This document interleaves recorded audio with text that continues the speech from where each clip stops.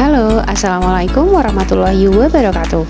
Kembali lagi bersama saya, Tiara Ayu Safitri di kelas Seni Budaya. Nah anak-anak, hari ini kita akan mempelajari mengenai desain e-flyer sebagai media promosi produk. Seperti yang kita tahu, e-flyer itu sudah banyak sekali dan sering kita lihat di media sosial. Bagaimana sebuah toko atau mungkin seseorang mempromosikan produk atau jasanya melalui e-flyer di sosial media. Nah, untuk itu kita perlu mempelajarinya agar lebih paham kira-kira tujuan dari pembuatan e-flyer itu apa, manfaatnya apa, dan apa sih unsur-unsur penting dalam pembuatan e-flyer itu. Tapi sebelumnya, seperti biasa kita akan melihat kembali capaian pembelajaran kita di kelas seni budaya kali ini. Lalu selanjutnya tujuan pembelajaran kita pada hari ini adalah setelah mengikuti proses pembelajaran melalui model pembelajaran project based learning, peserta didik dapat yang pertama, merancang konsep pembuatan e-flyer promosi yang mengandung nilai jual tinggi secara berkelompok. Nah, sementara untuk presentasi PowerPoint kali ini kita hanya akan mencapai tujuan pertama saja. Untuk tujuan kedua dan tiga akan ada di video lain di channel YouTube ini ya.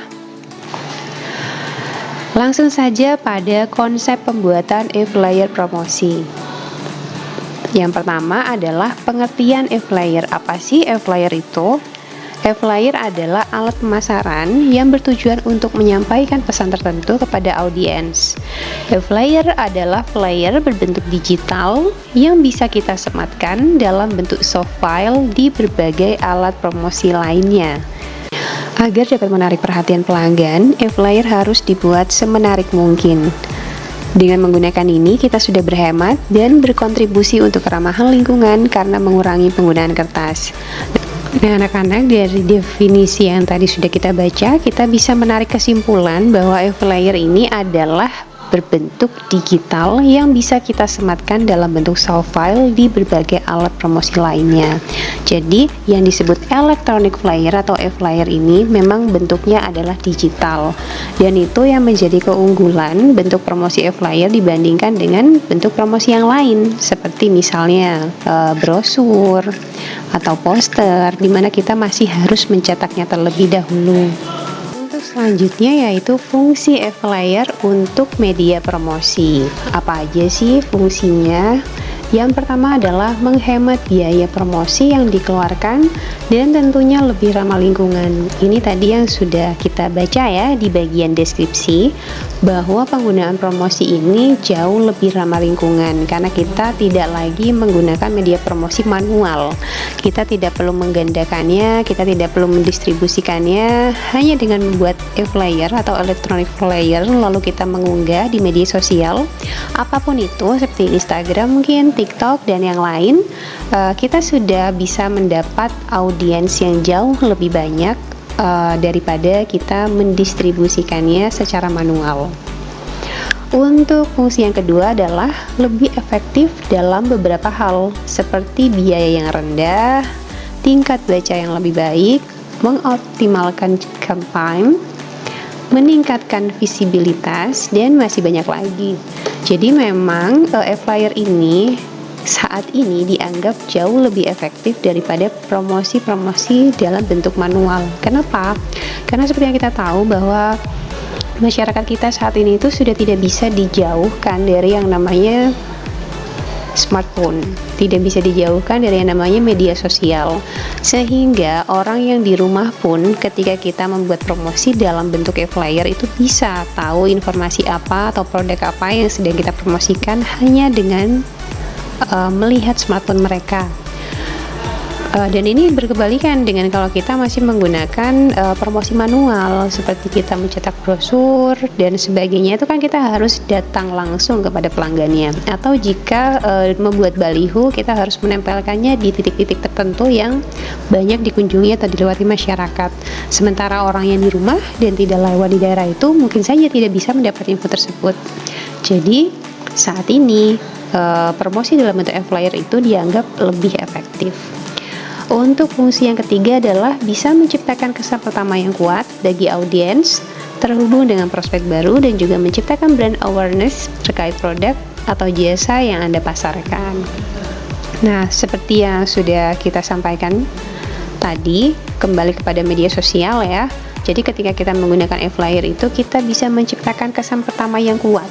Jadi ini disebut sebagai branding. Kalau misalnya kita sudah tertarik pada flyer yang kita buat, maka biasanya konsumen itu akan mengklik promosi tersebut ya. Lalu setelah itu akan masuk ke halaman di mana kita bisa menyediakan lebih banyak data lagi dari apa yang kita jual, produknya bagaimana, jenisnya apa saja, sehingga orang bisa punya kesan yang kuat dan lebih ingin tahu pada produk-produk yang kita jual. Lalu yang selanjutnya adalah komponen atau isi dari e-flyer.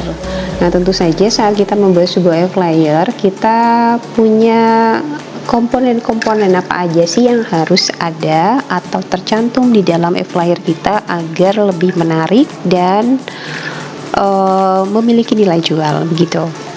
Jadi untuk yang pertama adalah informasi umum. Informasi umum ini biasanya berisi dengan deskripsi produk atau jasa. Bisa misalnya kita memberikan sejarah dari produk tersebut, atau mungkin saja kita bisa memberikan kira-kira komposisinya itu apa aja, atau varian rasanya itu apa aja. Info-info terkait dengan produk itu kita sebut sebagai informasi umum, dan itu harus ada dalam sebuah flyer. Jadi tujuannya adalah memberikan informasi terkait dari produk yang akan dibeli atau kita pasarkan kepada konsumen. Selanjutnya adalah infografis. Infografis ini maksudnya adalah ilustrasi, gambar, dan grafik. Seperti yang kita tahu, kita membuat e-flyer tanpa sebuah ilustrasi itu sama dengan tidak membuat apa-apa ya. Jadi memang sebegitu pentingnya sebuah ilustrasi, baik itu gambar ataupun foto produk secara real, fotografi maksudnya, untuk menarik minat dari konsumen agar konsumen tertarik. Karena kalau kita biasanya tidak memberikan ilustrasi atau tidak memberikan foto produk asli, apalagi itu seperti makanan dan pakaian produk yang akan dijual, maka biasanya orang akan menjadi ragu karena tidak tahu produknya seperti apa yang akan mereka beli, seperti apa bentuk yang akan mereka makan nanti. Maka dari itu infografis itu memiliki peranan yang amat sangat penting dalam sebuah flyer. Selanjutnya yang ketiga adalah judul yang catchy ya. Jadi ini maksudnya adalah judul yang menarik perhatian. Judul di sini biasanya itu adalah nama brandnya. Bisa nama brandnya, nama tokonya, nama produknya, dan itu haruslah dibuat dengan semenarik mungkin, baik dari filosofi, makna katanya, atau dari kita sebagai desainer dalam menciptakan font-font yang bisa menarik minat dari konsumen. Yang selanjutnya adalah isi kontennya. Kontennya ini sama seperti informasi umum ya, tapi lebih ke arah tagline berupa ajakan atau tujuan dari campaign. Jadi ini bisa seperti donatku paling is the best, misalnya begitu. Atau apalagi ya. Tagline itu intinya biasanya adalah sebuah promosi yang biasanya katanya itu mudah diingat dan bisa menjadi branding dari produk itu. Pernah kan ada di iklan itu pakai daya lupakan yang lain. Itu sepertinya adalah iklan di zaman saya masih remaja, tapi sampai sekarang karena itu terus berulang, tagline itu menjadi mudah saya ingat. Seperti lagi orang pintar minum tolak angin. Nah, seperti itu.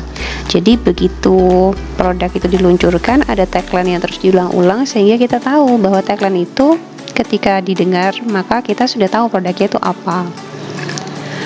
Misalnya Risol Azifa dijamin enak dan bikin nagih, misalnya itu juga bisa dijadikan sebuah tagline. Jadi intinya adalah ajakannya itu apa, tujuannya itu apa, membeli produk ini atau yang lain. Yang terakhir adalah lokasi atau informasi kontak. Ini juga sangat penting karena biasanya kalau kita mau memesan itu kita perlu tahu lokasi penjualnya di mana. Apalagi kalau sekarang kita itu pembeliannya secara online ya, atau kita pakai ojol. Kita bisa tahu ongkos kirim itu dari lokasi yang tercantum di tempat di flyer yang kita buat maksudnya ya.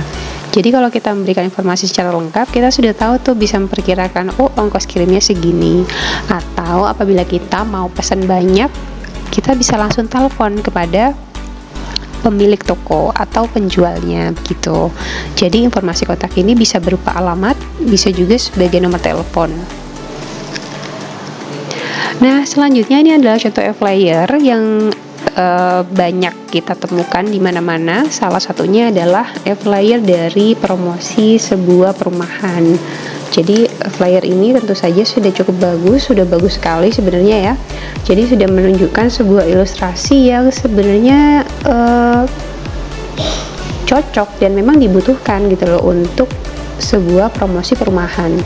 Kalau kita mau mempromosikan perumahan, tentu saja kita harus punya gambaran perumahannya seperti apa, lalu memberikan detail-detail perumahannya seperti apa, agar calon pembeli itu bisa punya gambaran dan tahu, oh ternyata menarik ya, ada bagian ini, ada bagian itu.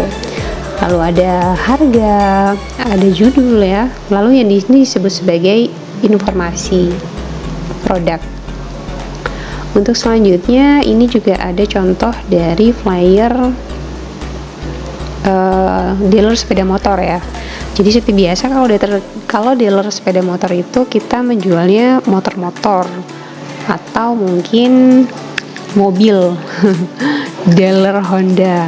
Kebetulan yang di sini itu yang dipromosikan adalah motor, maka beberapa motor variasi produk yang mereka miliki itu mereka masukkan ilustrasinya dalam satu flyer ini.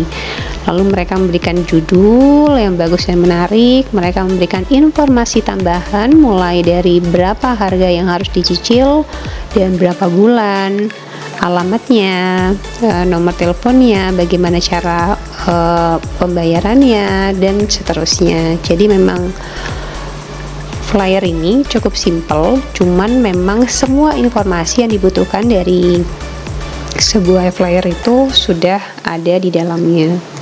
Contoh selanjutnya yaitu ini flyer mengenai produk hamburger ya, dari Adams Burger. Ilustrasinya sudah tepat, benar-benar menggoda, menunjukkan detail dari burger yang akan mereka jual. Ada harga, ada judul yang menarik, ada informasi umum, dan nomor telepon apabila kita ingin memesan. Yang selanjutnya juga masih makanan,